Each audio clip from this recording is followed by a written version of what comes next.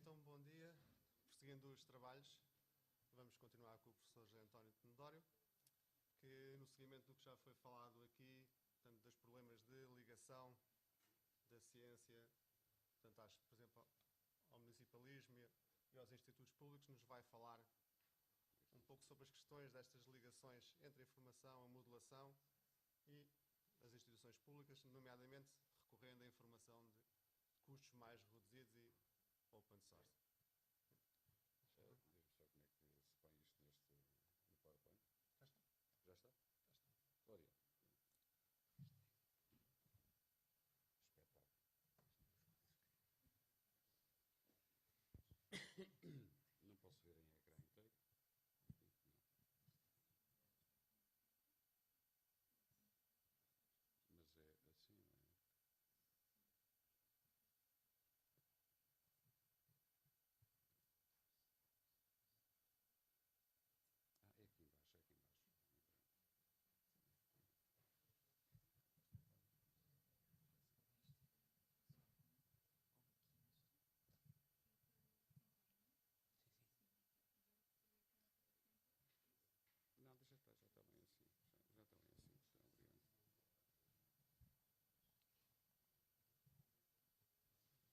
então, obrigado. Não é assim? Então, muito bom dia a todos. Saúdo em primeiro lugar os meus colegas, como é óbvio, do Centro de Estudos Geográficos e do IGOT, da Universidade de Lisboa. Saúdo por duas razões. Saúdo porque é obrigatório dizer que é uma oportuníssima organização em termos de tema por este grupo de investigação a que pertence o projeto Agrimet. E, em segundo lugar, porque é uma obrigação, vamos dizer, muito simpática da minha parte, que é o facto de gostar de vós. Isto é verdadeiro. Fica bem dizer, se calhar. É bom de ouvir, às tantas. Mas é verdadeiro. De facto, eu gosto de vós. Gosto de que sejam geógrafos, gosto da geografia e, portanto, sempre que há um convite amável e generoso deste, eu não posso, de modo nenhum, digamos assim, hesitar. Portanto, agradeço também ao colega que me acompanha na mesa, ao Jorge Rocha, e peço-vos, vamos-lhe chamar, compreensão. Compreensão no sentido de, será que o José António Tenedório vem-nos trazer detalhes técnicos sobre modelação avançada? Ou será, pelo contrário, vai uma vez mais fazer divagações em torno da tecnologia para, digamos assim, vender o seu peixe? Nem uma coisa nem outra. Portanto, não vou falar em detalhes técnicos, alguns, porventura, en passant. Esta foi em homenagem ao Banosso. E também não vou fazer a apologia da tecnologia. Eu acho que teve o seu tempo, foi um tempo de luta difícil, nomeadamente na Academia Portuguesa, e, portanto, esse tempo está cumprido. Agora falta efetivamente verificar em que medida é que é verdade, como diria o professor Mário Vala, ou dizia o professor Mário Vala há pouco, é verdade que há aqui uma necessidade de transferência de conhecimento para a sociedade. É verdade também que isso, na maior parte das vezes, constitui uma narrativa e um gabinete com uma pessoa, mas é preciso dar passos pequenos. E esse conjunto de passos, eventualmente, um dia, fará com que aquilo que é responsabilidade da universidade seja efetivamente traduzido em aplicações práticas, eu diria mais, assimilação. Assimilação por parte dos diferentes agentes técnicos e políticos da administração pública e das empresas, claro está. E, após este introito, eu gostava de sublinhar que tentei, mas não sei se consegui, fazer um alinhamento que consistisse não numa espécie de demonstração, mas numa espécie de pensamento com muitos graus de liberdade em torno da modelação na prática. É muito engraçado verificar, nomeadamente em teses de doutoramento, os resultados testados sobre grandes quantidades de dados, nomeadamente para aplicações em simulações, ou geossimulação, se preferirem, mas na realidade o que depois passa para o setor público, nomeadamente, é uma espécie de resistência às formas de pensar a formalização de plano. E, portanto, pedia-vos o favor de não se esquecessem até o último slide, não são muitos, que ficassem com esta nota para se tentar seguir, e depois haverá questões eventualmente, para tentar seguir esta linha de raciocínio, se é que raciocínio há nisto.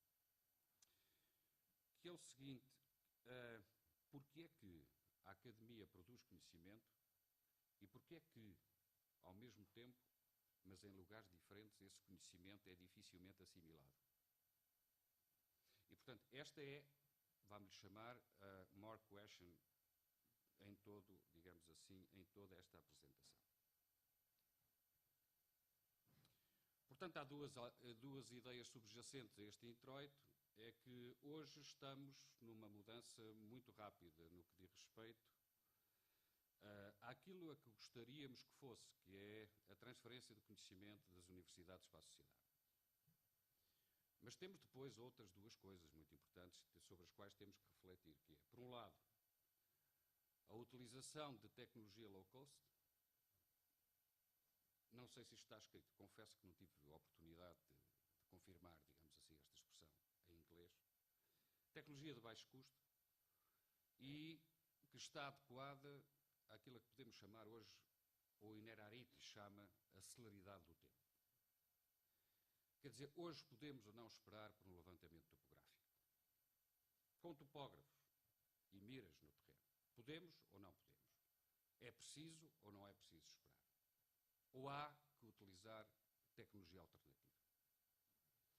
O segundo aspecto é que falta que a administração pública e as empresas, primeiro, incorporem desde logo os seus doutorados, os doutorandos portugueses e doutorados portugueses, e segundo, que assimilem o conhecimento que eles levam.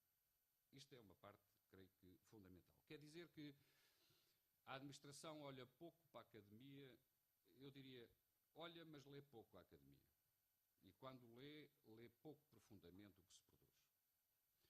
Porque senão não se explica porque é que seja do meu conhecimento, ainda não há aplicações substanciais, por exemplo, de modelos de autómatos solares no momento de formalização dos planos diretores municipais.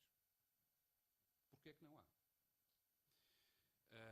Porque é que continuamos numa base dominantemente qualitativa na formalização dos planos, quero eu dizer, se admitirmos que a planta de ordenamento é uma peça fundamental do plano, se admitirmos também que essa peça fundamental do plano é um modelo, mas qualitativo, que é o resultado de uma discussão entre técnicos e políticos, então porquê é que não dão lugar também aos quantitativistas? Quer dizer, há a visão dos quantitativos que traduz determinantes do território em variáveis do modelo e que depois confronta os resultados das simulações quantitativas com os modelos qualitativos, que são essas peças fantásticas que se chama plantas de ordenamento, com as suas condicionantes. É uma segunda grande questão. Portanto, quer dizer que o que vos vou apresentar aqui é, em primeiro lugar, no primeiro tópico deste primeiro introito, segundo introito, temos agora o primeiro tópico. O primeiro tópico é a situação em Portugal em 2010. Porquê em 2010? Porque em 2010 foi realizado o inquérito promovido na altura por um projeto de investigação do IGEL, hoje SICS.9, que tratava de saber qual era o nível de assimilação pelas autarquias da informação geográfica, sobretudo da informação geográfica. E, portanto, verificamos, à luz de tantos outros, digamos assim, modelos espaciais que conhecemos, os nossos modelos cognitivos, à semelhança disso, há também uma grande disparidade, digamos assim, em Portugal Portugal no uso das tecnologias, e quando há uma assimilação da inovação tecnológica, o que acontece é que ela chega tarde e tem magnitudes muito distintas. Esse inquérito, para terem uma ideia, envolveu 140 inquéritos completos, o que se traduz, face ao total de municípios portugueses, o que se traduz numa taxa de resposta de 45% e um nível de confiança a 90%, com margem de erro a 5%. É muito curioso verificar, por isso vos trouxe este slide com as 3 últimas linhas, que os serviços que responderam em número estão por esta ordem. Primeiro são os serviços de urbanismo e planeamento, só depois é que vem o GIS, e vem atrás, e depois vem o ambiente e por aí afora. Ora, isto é um sinal que o que nós temos que fazer é, do meu ponto de vista, na universidade investigar e na administração pública, central ou local, fazer crer, com seriedade e com sentido, que não há verdadeiro planeamento sem dar lugar também à visão quantitativa dos planos, em termos de modelação e simulação. Urbanismo e planeamento utiliza, ou diz utilizar, em termos de número de respostas recebidas, sistemas de informação geográfica, modelação e por aí adiante, detecção remota, etc. Precisamente porque é o serviço que mais lida com o território entre aqueles que aqui estão. Não há dúvida nenhuma. Entendido o território como a parte material do planeamento. Porque há a parte imaterial. Há as ideias, há os modelos cognitivos, há os mapas que cada um tem sobre determinado território. Isto não deixa de ser muito curioso. Também gostava de partilhar convosco um outro mapa que está a ser atualizado, que é como é que 3 grupos de atores olham para esta coisa da informação geográfica evolutiva. O mapa da esquerda tem a verde os atores políticos que preferem papel na utilização de informação geográfica, tem os atores, digamos assim, de chefias intermédias, que está encarnado, e depois tem os atores técnicos da administração local, que estão a azul.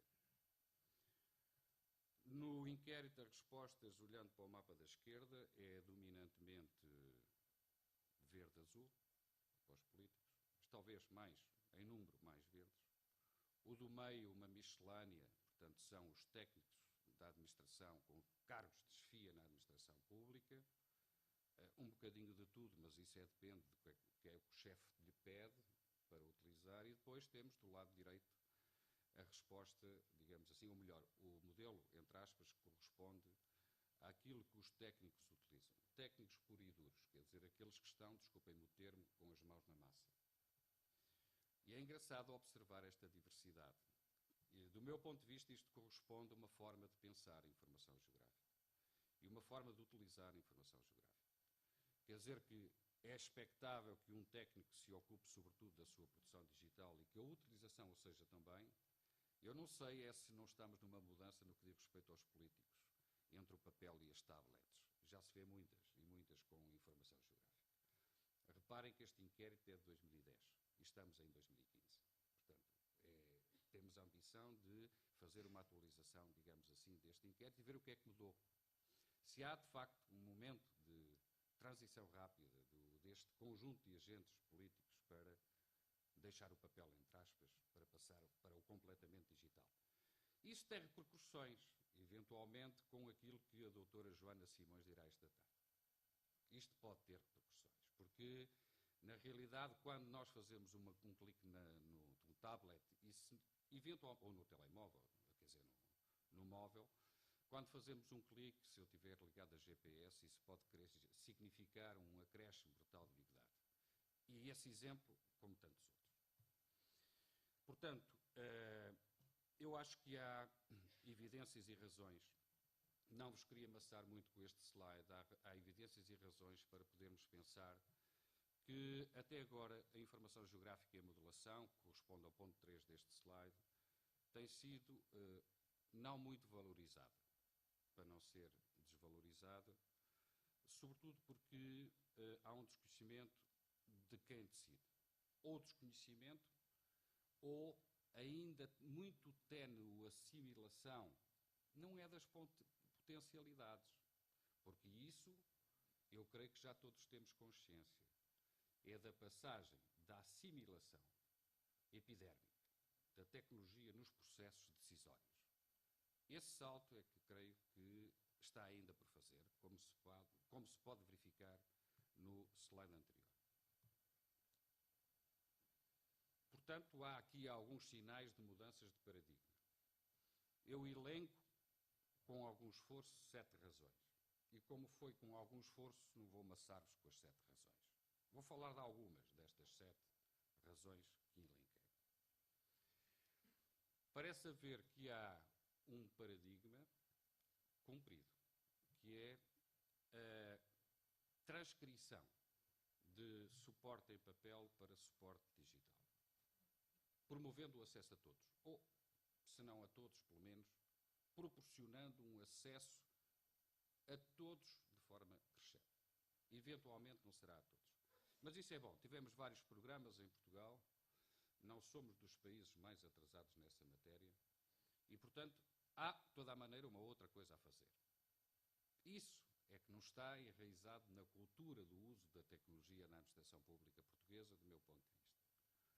Que é, para além da transcrição digital, temos que criar modelos workflow incrustados em workflow de trabalho camarário, ou regional, ou nacional até, por forma a que nos deixem ver mais do que está a acontecer com um processo.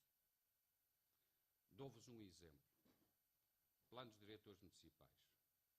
Há websites, websig, com plantas muito bonitas, com acessos mais ou menos com tempo variável. É verdade, são as dificuldades das assimetrias que o país tem vivido ao longo, eu diria, de muitos séculos. E, portanto, a banda larga é larga nos sítios, mas é menos larga no outro. E de modo que, apesar dessas dificuldades, o que acontece é que é bom, mas já cheira a pouco.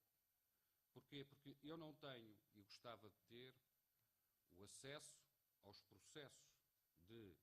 Agora, teremos que falar mais em reabilitação.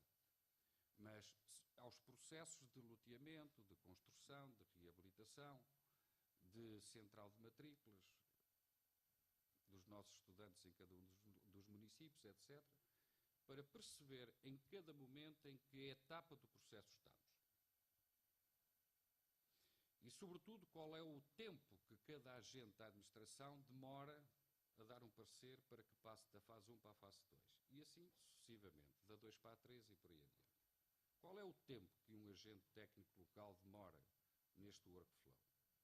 E porquê? Porquê que demora tanto a dar alguns pareceres?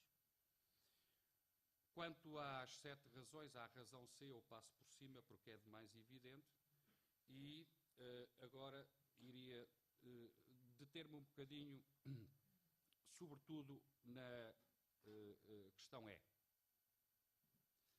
Porque a D também é mais ou menos evidente. O que é isto da tecnologia de baixo custo e o que é que significa, sobretudo em termos de tempo e processo?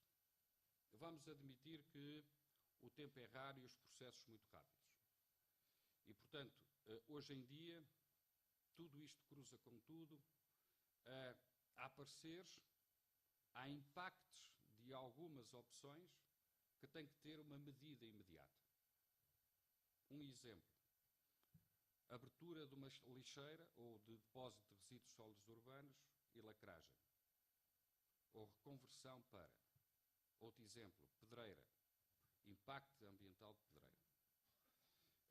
Eu não sei, mas posso estar enganado, os impactos ambientais tratam muito mal o volume, quer-se dizer. Os impactos ambientais, do meu ponto de vista, deveriam ter uma variável muito importante, que é o volume das coisas. É o que foi retirado e o que foi depositado noutro sítio. Tratar o volume, o perímetro e a área. E não vejo muitos indicadores com o volume. Eu sou, ou começo a ser neste momento, e partilho isto com muitos outros colegas portugueses e estrangeiros, eu sou um adepto do volume. Já fui mais do 2D, agora sou mais do 3D. Porque o 4D é tremendo no que nós fazemos. O vosso grupo faz e o meu grupo fazia, não sei se faz, enfim, estamos em mudança, mas o 4D é uma coisa determinante porque estamos em processos muito céleres. Ora, isto quer dizer que, por exemplo, hoje é possível, como vos posso demonstrar em dados que vos vou mostrar a seguir, que podemos em 2 horas estimar o volume de extração por dia de inertes, pedreiras, saibreiras ou de resíduos sólidos urbanos, depósito, por exemplo. E podemos, se tivermos observações semanais, repito, de 2 horas no máximo, em cada semana, podemos ter a evolução disso num tempo característico. Pode ser 6 meses, 1 ano, depende. Portanto, quer dizer, quando tratamos de fenómenos localizados, mas por serem muito localizados, podem ter um impacto muito grande, como aqueles que acabei de dizer, precisamos de tecnologia de baixo custo. Não quer dizer que vamos arrumar com os topógrafos, não é nada disso. E com a topografia, não é nada disso. Todos têm o seu lugar, evidentemente que um topógrafo tem aí um problema gravíssimo a resolver, que é a celeridade do tempo. Bom, vocês perdoem-me este neologismo um bocado manhoso, que é o geomatização, é o último na linha G, geomatização da administração. Parte está feito, parte está por fazer. Parte está por fazer porque falta ainda a assimilação maior daquilo que podemos chamar assimilação da modulação. A assimilação da modulação, no meu entendimento, ou pelo menos já deixei prever, no meu entendimento passa não apenas para, sim senhor, é muito interessante, olha que engraçado, como dizia o professor Marival há pouco também, uma vez mais, é o fascínio da tecnologia, mas depois, sim, mas é preciso implementar. E é sobretudo preciso investir. Isto custa dinheiro. E sobretudo calcular, quer dizer, qual é o custo e qual é o benefício e em que ponto do tempo isto amortiza. E, portanto, nós temos que falar nesta geomatização dos municípios, ou da administração e das empresas, mais da administração pública portuguesa, precisamente numa ótica, do meu ponto de vista. Nessa ótica da assimilação da tecnologia, mas não é, sim senhor, é muito interessante, e depois não fazer o investimento devido. Reparem que hoje, eu não tenho dados quantitativos para o que vou dizer, mas tenho sinais muito evidentes e muito frequentes. A administração pública portuguesa está a desinvestir na informação geográfica. É uma afirmação brutal. Eu acho que sim. A administração portuguesa está a desinvestir na informação geográfica. Então não percebo, andamos todos a brincar uns com os outros, porque a mesma administração diz que a informação geográfica é determinante no processo decisório. Fica para a discussão. É claro que essa informação geográfica é importante para o processo decisório, mas tem importâncias relativas no processo. A informação geográfica não é igualmente importante em todas as fases de um processo quando trabalhamos com a administração pública. Quer a informação geográfica pura e dura, quer a modulação. Eu acho que não vos vou amassar, claro, com este slide, uma vez mais, só queria chamar a atenção para o seguinte. Se admitirmos, resumirmos isto, quer dizer, simplificarmos tanto uma coisa tão complexa como é um processo de planear e reduzirmos isso, ou pelo menos elegermos os cidadãos e a administração central ou local, nós vemos que há aqui 2 pesos completamente distintos. E esses pesos variam também, digamos assim, com cada uma das fases de planeamento. Mas não deixa de ser curioso, e não sei se estarão de acordo comigo no que está deste slide, que estes pesos são diferentes destes 2 grandes grupos de pessoas, digamos assim, que decidem ou dão opinião, mas estão sempre presentes. Com maior ou menor importância, estão sempre presentes no processo. E, portanto, são os veios transmissores destas ideias, quer cidadãos, quer técnicos, quer administradores. A ideia que é preciso assimilar não é a tecnologia, porque, aliás, ela é inevitável. É assimilar a ideia da transposição da investigação que se faz nas universidades para processos, dando lugar a esta quantificação, que não é para fazer melhor, nem é para dizer como é quantitativo é que está bem, não é nada disso. É dar a oportunidade aos quantitativistas de estarem presentes a contrapor a quem faz modelos, entre aspas, de forma qualitativa, na base da discussão de propostas, da determinação de fronteiras, de opções, disto, daquilo e daquilo outro. Trouxe-vos dois exemplos. Posso ver aqui a que horas é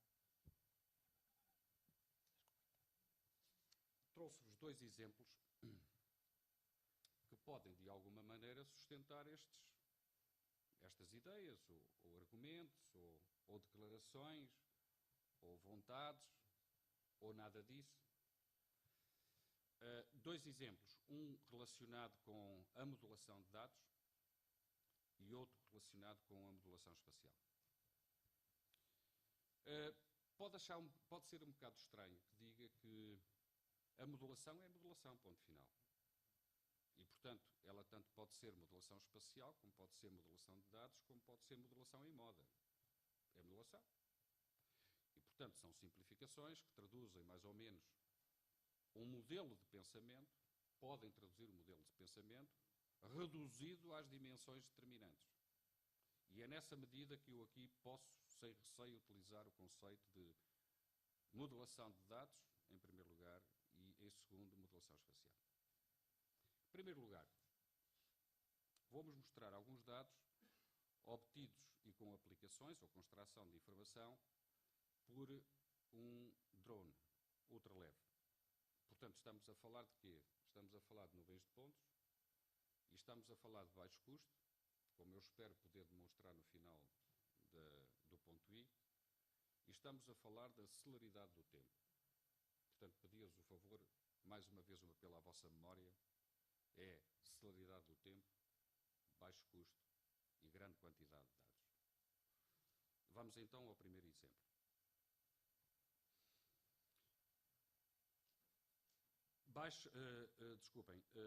Tecnologia curta, tecnologia leve e processos rápidos, é o que resume este slide, e este mostra, digamos, um drone.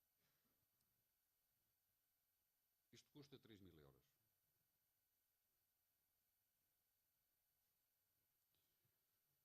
Tem um corpo principal, está uma carapaça a branco, GPS. Portanto, toda a parte de instrumentação e navegação, digamos assim, do drone. É um GPS, claro, inevitável. Tem uma estrutura com 4 braços, neste momento 4 hélices, pode evoluir para 8 hélices, portanto, duplicando em cada braço. Tem uma estrutura para levantar e para descer, e não tem o resto que não se vê. Ou melhor, aqui na fotografia não está o resto. E o resto é o quê? O resto é um computador portátil que se leva na mala do automóvel e se coloca nos joelhos, sentado num pequeno muro, não é preciso mais nada, e que tem um programa que vai fazer a gestão da navegação. Portanto, vai fazer o plano de voo, evidentemente, com algumas determinações ou algumas características, e vai depois orientar, digamos assim, o levantamento. É evidente que, se me permite a organização e todos os presentes, eu não posso deixar de retribuir a colaboração que a Geodrone me deu para esta apresentação. Faço-o com gosto, mas desde que seja com a vossa permissão. A Geodrone é uma startup que tem muito pouco tempo. Iniciou-se não, talvez, há menos de um ano. É dirigida por um geógrafo, João Marques, a quem eu agradeço. O levantamento que fez antes de ontem na riba fossa da costa da Caparica, mas cujos resultados ainda estavam em modo draft e eu não tive coragem de os trazer. Portanto, mostro o que foi feito há um bocadinho mais tempo sobre a Évora Monte, para terem uma ideia do que é que estamos a falar. Esses sim, são de 2015, mas... é claro que me dizem assim, para que todos fiquem descansados, não estou a fazer esta publicidade com muita satisfação, sou da Geodrone, mas dou conselhos à Geodrone pro bono. Pro bono e com muito gosto.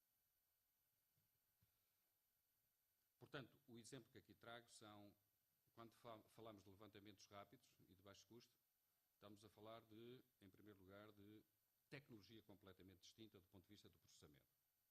Estamos a falar de, primeiro, de milhões de pontos, segundo, de técnicas novas, designadas image matching. Portanto, isto é, do ponto de vista da obtenção de informação, uma revolução começada pelos alemães e pelos ingleses, na produção de informação rápida. É claro que o que sustenta esta produção de nuvem de pontos, como podemos ver aqui, portanto, é uma nuvem de pontos de baixa densidade. O que sustenta isto são princípios da fotogrametria, tal e qual. Não há nada de novo quanto a isso. Agora, o que há de novo é o processo de extração. Portanto, o que estão aqui a ver, que é uma nuvem de pontos de baixa densidade, e aqui uma nuvem de pontos de muito alta densidade. É a mesma coisa. Ora, o que são estas nuvens de ponto? Como é que se obtém? Isto não é um ortofotomapa, o que estão a ver. Isto são pontos que resultam, como se fosse de lidar, extraídos automaticamente, a partir de pontos homólogos, quer dizer, que se encontram sistematicamente em fotografias obtidas por drone com grande sobreposição, quer longitudinal, quer lateral, como vamos ver também a seguir. E, portanto, imaginam que eu posso ter pontos duplicados. Esta nuvem pode ter pontos duplicados. E, portanto, é meu dever, em fase de processamento, fazer a verificação se esta nuvem de pontos corresponde ou não à duplicação ou não. Dizem assim, mas isto tudo vai demorar um tempo tremendo. Vamos ver que não. E depois, desculpem-me, temos aqui esta nuvem de pontos para Évora-Monte, vamos chamar para o sítio, disse bem, para o sítio de Évora-Monte, e vamos ver uma nuvem de pontos, agora sem drone, no terreno, para um dos objetos que faz parte da parte construída de Évora-Monte, que é este aqui. Lapso de memória, a José António Tenedório, esqueci-me do nome deste monumento. Ora, esta nuvem de pontos aqui, que é pouco densa, e aqui que é muito densa, não é ainda um modelo 3D. É uma nuvem de pontos que representa coordenadas XYZ. Esta foi obtida por drone? Não. Foi obtida por fotografias com uma câmara fotográfica de terreno. Portanto, o que se fez foi uma cobertura sistemática e planeada de todo a parte construída deste edifício em particular, e depois fez image matching utilizando fotografias de terreno. Reparem que salto se dá entre drone e terreno. Isto era completamente impossível de fazer há meia dúzia de anos, à velocidade que se faz. Dizem assim, mas isso falta aqui o chapéu. Falta sim, faz por drone. Vai-se buscar as fotografias do drone e tapa-se o buraco. Portanto, quer dizer que esta nuvem de pontos aqui não está completa. Ora, o que nós estamos a falar até agora é de modelação, mas é modelação de dados. Portanto, é modelação, que significa extração de pontos, tem coordenadas Z, tem coordenadas XY, que podemos extrair a partir, digamos assim, de pontos homólogos com coberturas de grande sobreposição longitudinal e lateral. E agora sim, agora é que temos o produto, um dos produtos finais. Portanto, o que estão aqui são alguns detalhes do levantamento de Évora-Monte. Já tratamos aqui a questão do baixo preço num processo célere, vamos voltar a esse assunto. Isto é um produto derivado, portanto já não é uma nuvem de pontos, é um ortofotomapa com resolução de 2,6 cm. Façam um esforço de imaginar o que são 2,6 cm, por favor, em cada pixel. Obtido a uma altura de 100 metros. Portanto, o drone voou a 100 metros. Mas falta saber, e o que é que a gente extrai agora daqui? Um exemplo. Extração de baixo custo. Formação do DTM com curvas de nível com 1 metro daqui de distância.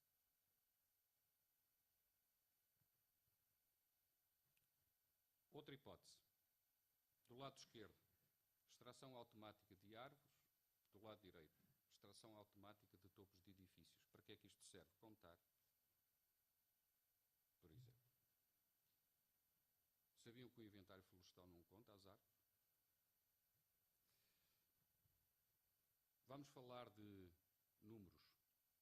E dividimos tudo quanto vos mostrei no que diz respeito ao levantamento de drone em dois grandes conjuntos. O survey, o levantamento e o processamento. Não vos vou amassar com esta tabela, só faço duas anotações para ligar, eventualmente, caso a doutora Joana Simões assim o entenda, com a parte da tarde. Quando falamos de nuvens de pontos obtidas a partir de image matching, com técnicas de image matching, a partir de fotografias obtidas por drones, falamos ou não falamos de Big Data? É ou não é Big Data? Talvez seja, Joana Simões, talvez seja. Sabem porquê? Tudo o que apresentei para trás corresponde a uma área total de 30 hectares.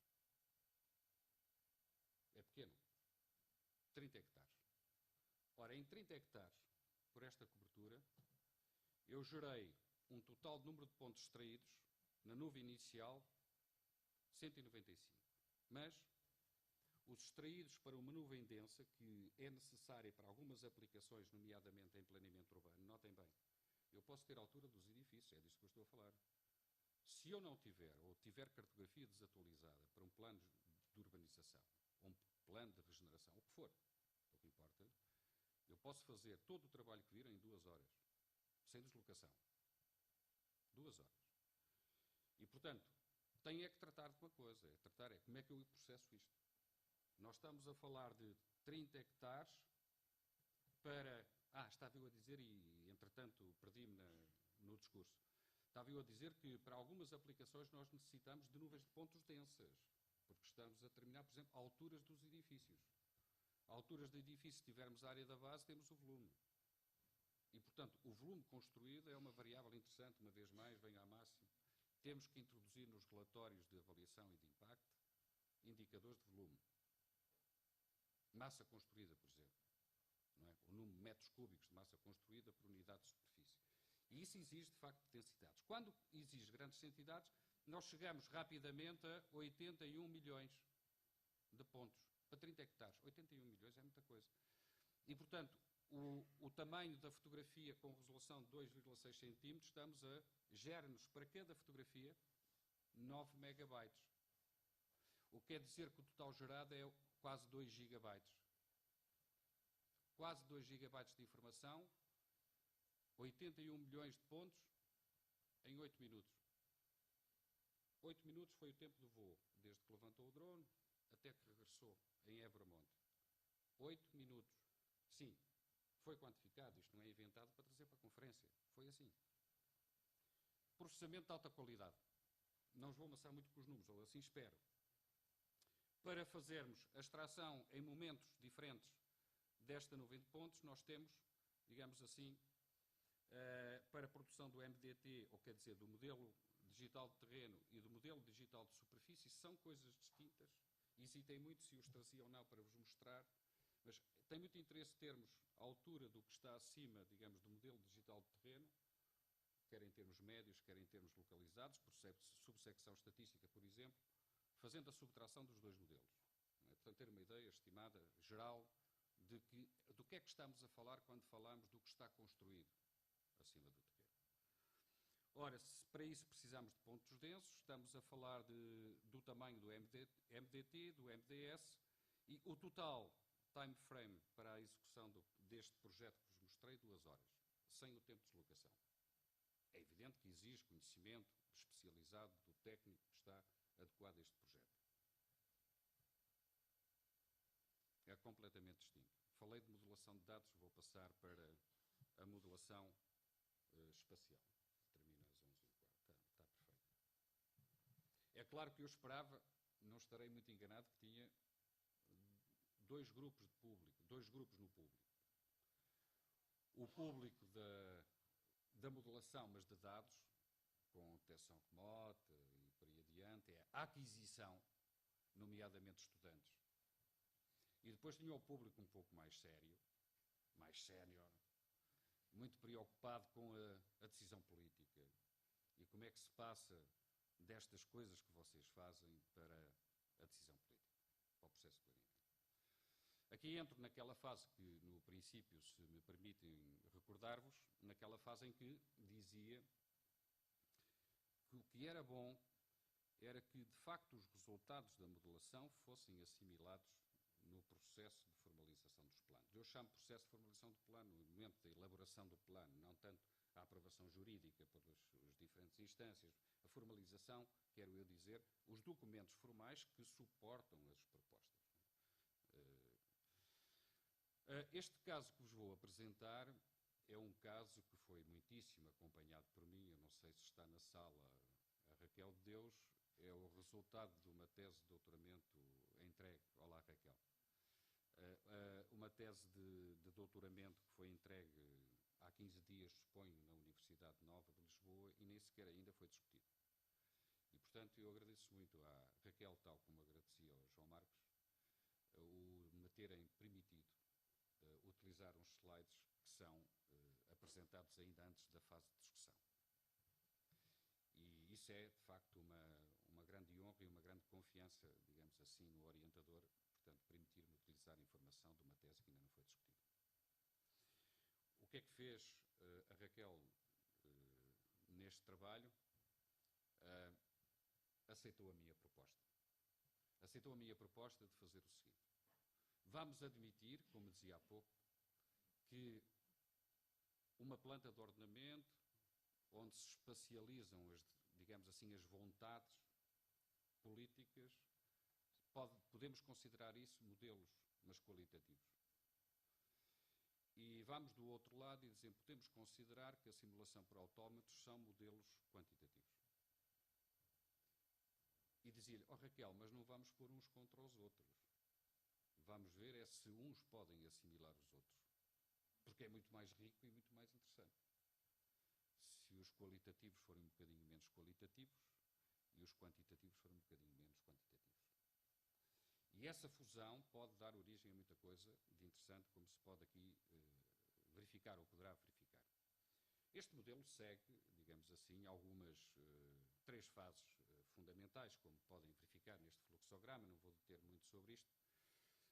O primeiro de processamento GIS, como é evidente, não é? Portanto, aquisição de informação. O que é importante dizer é que, neste caso, a Raquel de Deus, com a minha ajuda, tomou uma decisão. Começou em 1947 e terminou em 2010, em que, neste intervalo de tempo, todas as décadas estão representadas. É brutal como aquisição de informação. É brutal não só porque exige uma coleta de informação histórica, fotográfica aérea, que começa onde? Começa nas câmaras municipais, necessariamente, e depois pode ir até ao IGOE. Já não existe, pois não? Não existe. Instituto Geográfico do Exército. E era isso que eu estava a referir. Ou outras instâncias que têm os voos históricos, e nem todos estão com a qualidade que nós desejamos. Nós queremos ver habitação dispersa e não vemos nada, em voos de 1940 e tal, 50 e tal ou 60 e tal. Vê-se mal.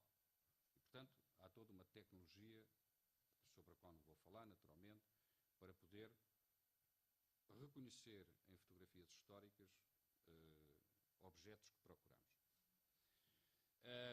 Esse processamento foi longo por esse motivo. A parte mais interessante é a que vem a seguir, portanto, é a calibração do modelo. Portanto, são experiências que resultam da aplicação em regressão logística, modelos de regressão logística clássicos, conhecidos, com o professor Jorge Rocha utilizou na tese de doutoramento, com resultados interessantes para o Conselho de Almada.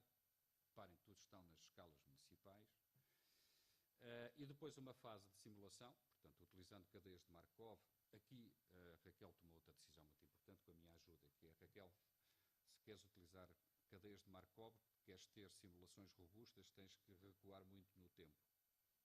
Porque as cadeias de Markov são, como é que eu ia dizer, são fortemente influenciadas pela temporalidade. E, portanto, e sobretudo pelas evoluções entre cada dois tempos.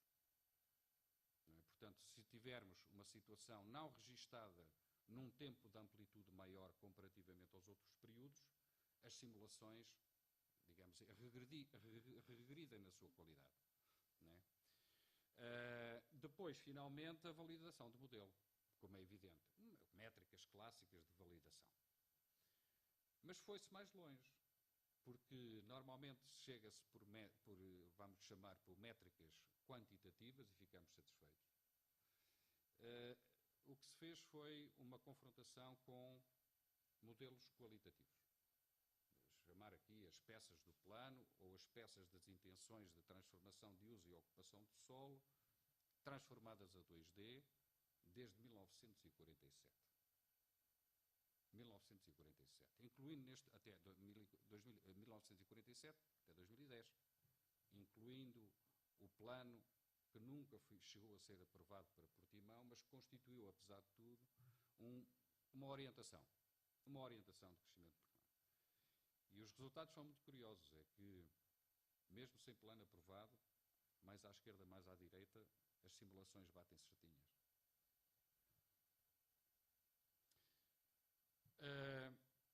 Aqui o que nós temos à esquerda é um mapa clássico, onde temos representadas para a série temporal 1905. Eu disse 47, não foi? Não, mas é 42, não é, Raquel? É 47. Então disse bem, escrevi mal. Peço imensa desculpa. Portanto, do lado esquerdo está mal escrito, não é 42, é 47, enganei-me. Portanto, 47 a 2002 nós temos apenas uma representação que resulta de modelação 2D, de informação em si, daquilo que mudou. Mas daquilo que mudou por cada intervalo de tempo. Na categoria onde está o Old Urban Changes, na realidade, reportam-se a alterações de ocupação do solo anteriores à primeira data, 1972, etc. Portanto, foi uma coisa que na altura nos passou e agora verificamos que isso, o que é isso do Old? Old também são as outras a seguir, quer dizer, não é? Portanto, é antes de 1972.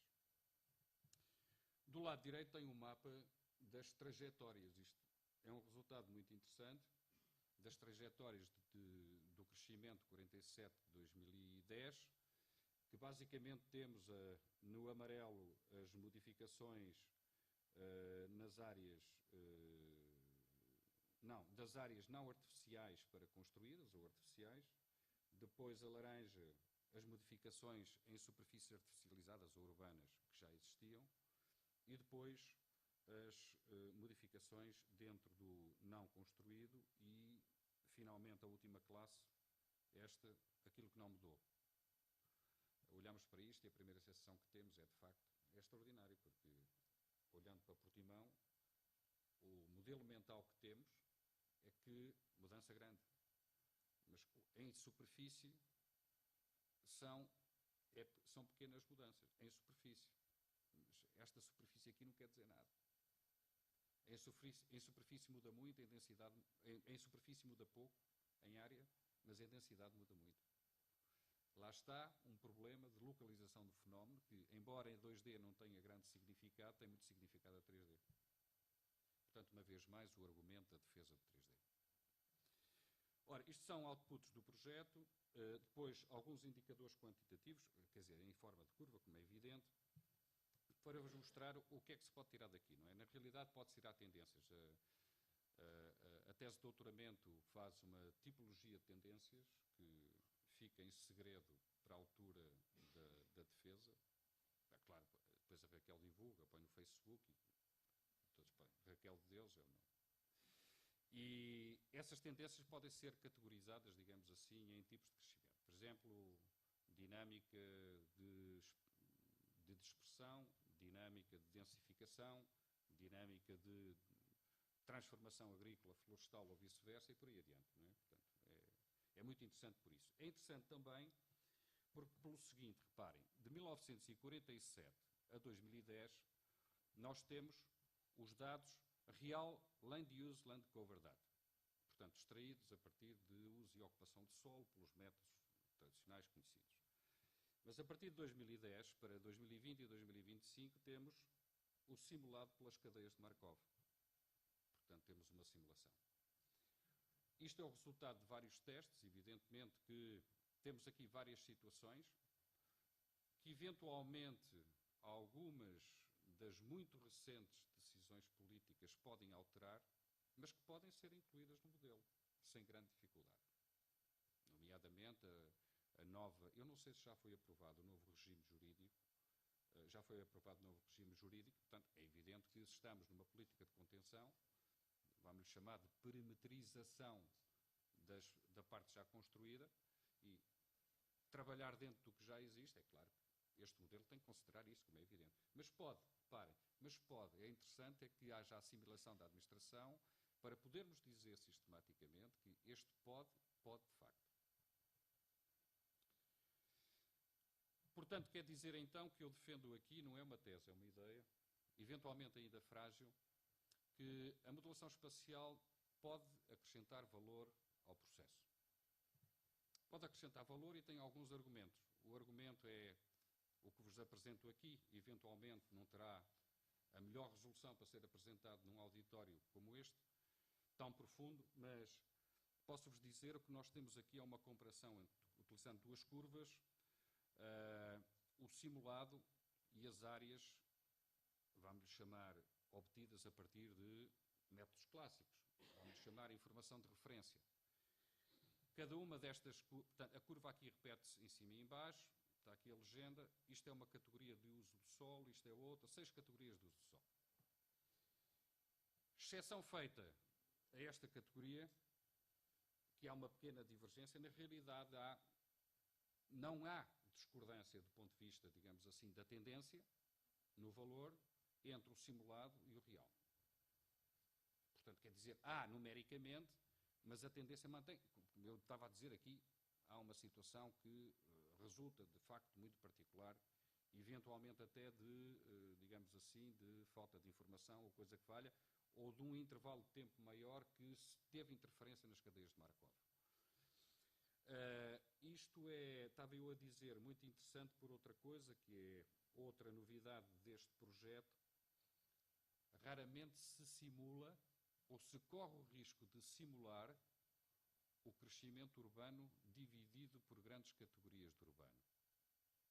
Simula-se a expansão total do urbano, mas raramente se encontra, eu diria mesmo, é quase inexistente, a simulação para o urbano, mas decomposto nas diferentes categorias.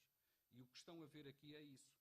Portanto, aqui temos tecidos urbanos, isto está muito pequeno, não consigo ler, não consigo decorar, mas tecidos urbanos devem ser contínuos, tecidos urbanos descontínuos esparsos, este e este sei, estes aqui não me lembro, não consigo ler neste computador.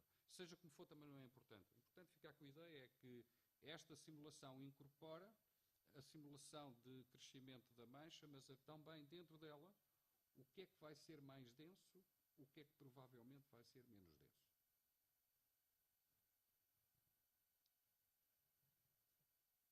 E evidentemente que estávamos a contar ter simulações para o futuro, 2020 e 2025.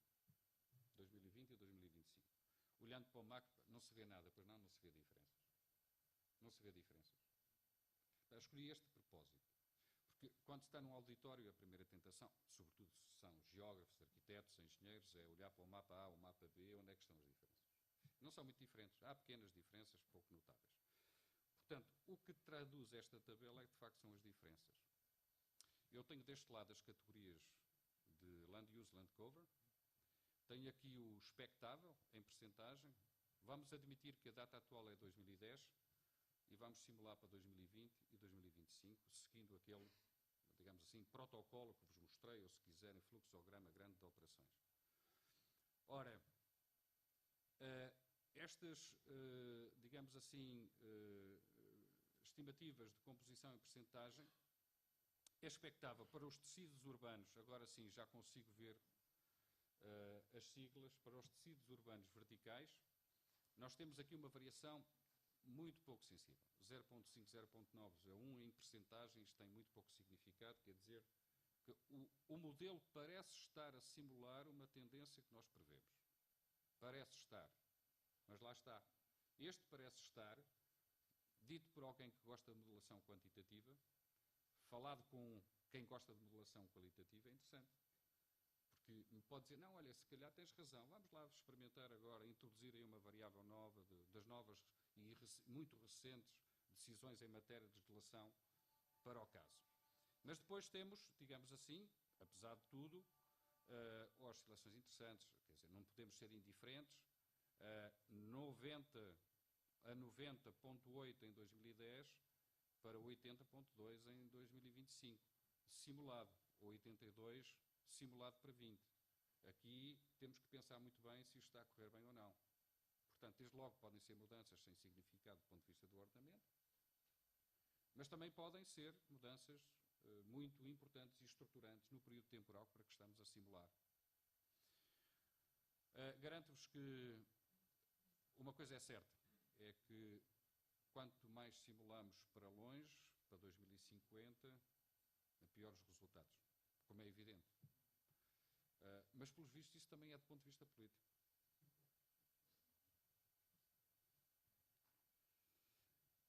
Este, suponho que será um dos últimos, se não mesmo o último slide. Não, não é o último, não. Haverá outros. Mas curto já. Este último slide, tenho muita pena ter decidido tão tarde apresentar este slide. Porquê? Porque se tivesse não tivesse decidido tão tarde, teria melhorado a sua qualidade de projeção. É pena que não se veja o que eu quero mostrar. Não se veja bem o que eu quero mostrar.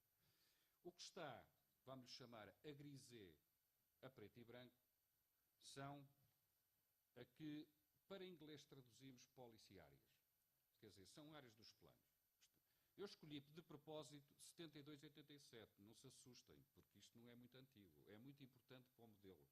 Quer dizer, nós temos tudo isto para, desde 47 até 2010, mas sempre 2 períodos, como é evidente. Não é? Simula-se um utilizando a informação legal do outro. O que aqui está a entrarmos, vou ler isto para são, no final de contas, instrumentos de planeamento. Chamemos-lhe assim, entre aspas, porque não foi sempre assim neste período temporal, não é? Portanto, os projetos de loteamento, uns são aprovados, outros nunca chegaram a ser, mas têm a mesma densidade ou até maior que a prevista. Planos que nunca foram aprovados, mas acabaram por ser orientadores da expansão. Depois o plano diretor municipal, os planos gerais de urbanização dos anos 70. Esse conjunto de figuras registadas em si neste tempo todo. Estão a imaginar o puzzle que faz. Não tenho de cor os números, mas foi um puzzle gigantesco de informação, vamos-lhe chamar, dos modelos qualitativos. Tiveram um processo decisório, foram aprovados ou não aprovados. Quanto a mim, é tão importante ter uma coisa, eu vou dizer um disparate, se calhar, para alguns, é tão importante ter um documento aprovado como não aprovado do ponto de vista da evolução de um território. Porque o não aprovado significa falta de vontade, se calhar, ou falta de contexto de aprovação. E, portanto, cuidado com isso. Vejamos o que aconteceu nas áreas metropolitanas nos anos 60, 70. Bom, fiquemos por aqui porque não é o mais importante. O mais importante é que eu posso confrontar aquilo que estava não apenas previsto, mas também desejado nos planos, a 2D, com o simulado. E depois verificar se há concordância ou discordância e se essa concordância e discordância é muito grande. Em termos quantitativos, no fundo tenho a comparação entre modelos qualitativos e modelos quantitativos. Aquilo que resulta da simulação, primeiro, aquilo que resulta da land use, land cover num determinado momento, que não é simulação, é a realidade, é o que a gente vê nas coberturas fotográficas aéreas, e depois temos as figuras de plano, os processos de loteamento, tudo representado a 2D. E agora vamos comparar isto tudo e vamos quantificar. Enquanto coincide aquilo que existe atualmente com aquilo que foi previsto ou desejado. Enquanto coincide aquilo que foi modelado com aquilo que foi desejado ou aprovado. E vamos quantificar isto para ver se efetivamente nós estamos a dizer ou não disparates quando falamos em avaliação dos planos. Por exemplo, no tempo longo, porque um território não se constrói num horizonte de 10 anos, suponho eu. Portanto, a modelação na prática implica o quê? Implica responder a esta pergunta? Não, se calhar talvez não, mas pelo menos colocar a pergunta. Valerá a pena aceitarmos um grupo de indivíduos que por acaso até fazem uns mapas bonitos, ou menos bonitos, mas em todo o caso que são agradáveis de ver, vale a pena incluí-los no nosso processo, aceitá-los como com as cadeias de Markov, mas o que é isso, para que é que isso serve? Não, mas a gente desenha à mão, deixa estar e tal. Valerá a pena? Eu acho que vale a pena. Acho que vale a pena e eu, slide anterior, mostrava, ou desejava mostrar isso. É desejável que se confronte a simulação de horizontes do plano até horizontes mais longos, face a evoluções de tempo longo, como é o caso. Tempo longo não é o tempo longo do Brodel, nem pouco mais ou menos. É o tempo longo, 50 anos, 100 anos, se for o caso disso. Portanto, acho que sim, que há lugar para isso. Estou quase mesmo a terminar. Há lugar para fazer uma avaliação desse confronto, que a administração pública, mais tarde ou mais cedo, começará eventualmente a fazer. Eu falei em vários nomes durante esta conferência, menos no meu. E, portanto, eu gostava muito que vocês me perdoassem esta ousadia. Algumas destas coisas estão publicadas num livro coordenado ou co-coordenado por mim, por um colega que agora está na Universidade de Manchester, um daqueles que o país não quis, e pelo António Antunes, da Universidade de Coimbra, e pelo Cladera Roca, da Universidade Politécnica da Catalunha, onde temos um capítulo, por mim, pela Rebelo, Estanqueiro, Henriques Marques e Gonçalves, onde algumas destas questões estão efetivamente, digamos assim, formalizadas. Nomeadamente o que diz respeito à primeira parte, ao primeiro exemplo que dei sobre a extração de parâmetros urbanísticos baseados no 3D. Quer por LIDAR, quer por não é ultraleves, é por drones. De modo que espero ter dado os elementos que me pediram, espero ter contribuído de alguma maneira para a conferência e acabo renovando os agradecimentos a todos quantos me ouviram e a todos quantos me convidaram.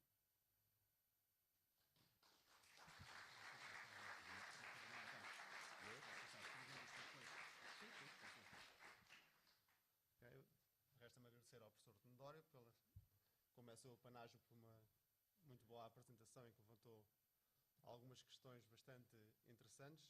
Neste momento estamos quase dentro da hora, estamos 7 minutos atrasados, mas aqui com o acordo do professor Tenório, como o tempo que temos preparado para a sessão do professor Arnaud Bandes tem um tempo mais prolongado, deixávamos, se estiverem todos de acordo, as perguntas para essa altura e, portanto, poderiam colocar as perguntas aos dois em simultâneo. Portanto, se estiverem todos de acordo, faríamos agora um breve intervalo e regressaríamos depois para ouvir o professor Arnaud.